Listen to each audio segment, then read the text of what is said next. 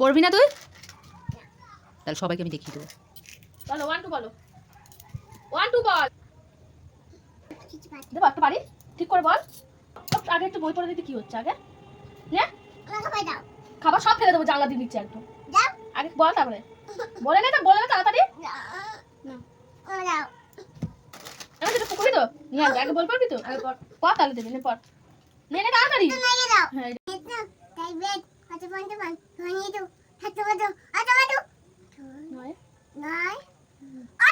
নয় নমক গ্রহ 10